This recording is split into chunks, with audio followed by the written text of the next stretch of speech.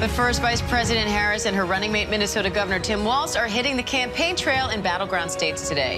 In his debut appearance as the VP pick, Walz introduced himself to the nation and went after their opponents, former President Trump and J.D. Vance. Meanwhile, Vance is on his own battleground state tour. ABC News senior congressional correspondent Rachel Scott has the latest. Vice President Kamala Harris taking the stage with her new running mate, Governor Tim Walz of the great state of Minnesota. Introducing Minnesota Governor Tim Walz to the nation as a father, congressman, sergeant major, teacher, and former football coach. In 91 days,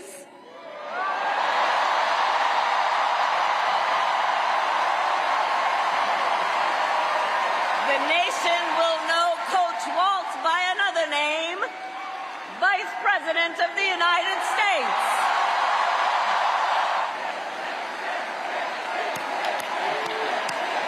The Minnesota governor going after the former president, who was found guilty in the hush money trial of falsifying business records. Make no mistake, violent crime was up under Donald Trump.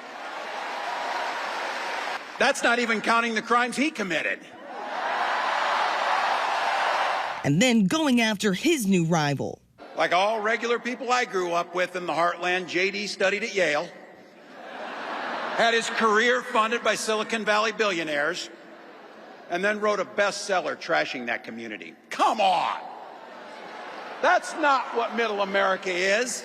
His star rising in Democratic circles in recent days after he coined a new line of attack against Republicans, calling them weird. These guys are creepy and, yes, just weird as hell. The Trump campaign calling Walz a liberal extremist. The biggest problem with the Tim Walz pick, it's not Tim Walz himself, it's what it says about Kamala Harris. That when given an opportunity, she will bend the knee to the most radical elements of her party. Senior congressional correspondent Rachel Scott, thank you.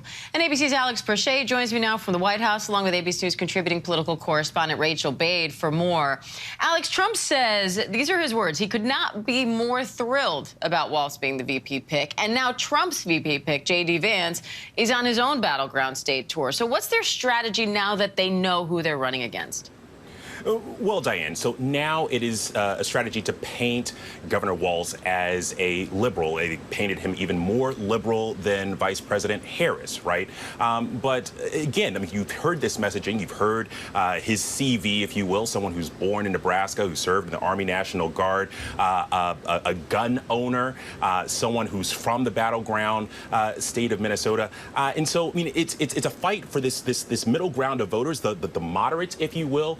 And so for the Trump campaign, it's a focus on trying to say that, you know, this Harris-Walz ticket is more of the same or even more extreme than a Biden-Harris ticket. But for Harris and Walz, they're trying to battle back and say that, look, this is a middle ground. This is someone who can appeal to those Midwest voters, which ultimately are likely going to have a really big role in determining this election.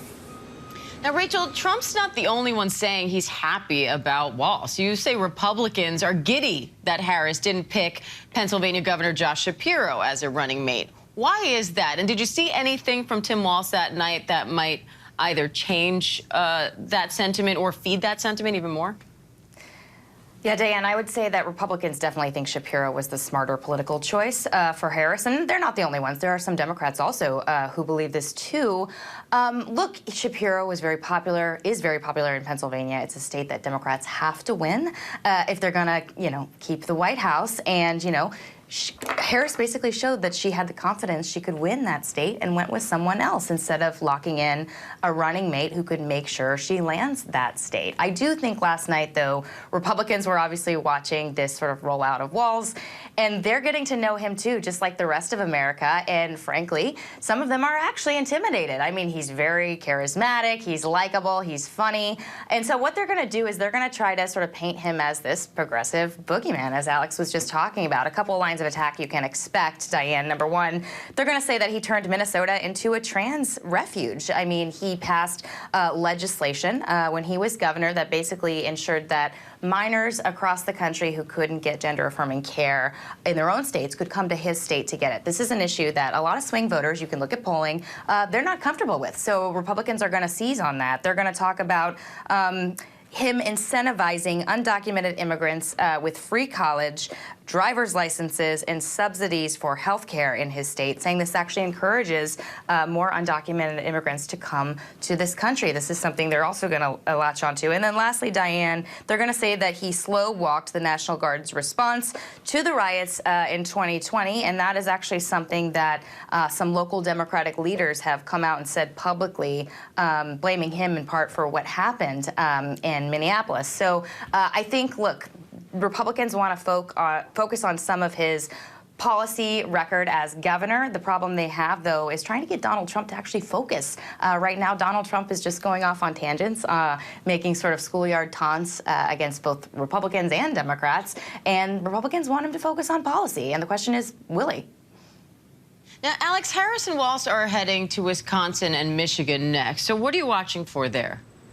Well, Diane, so we know how important the Midwest is in this election. We certainly knew how important Pennsylvania was. But part of this pick, and really when you look at both VP picks now, they come from this region. It's about shoring up this geographic region. Obviously, we know how important Wisconsin is. But I will tell you that a few weeks ago, I was back in Michigan. And Michigan Democrats will tell me that there was a little frustration as to their state being up for grabs this cycle. In their estimation, it shouldn't be that competitive. But going forward now, less than 100 days before this November election, they're going to be doubling down specifically in that region to really try to solidify this Democratic vote. Alex Prochet, Rachel Bade, thank you both.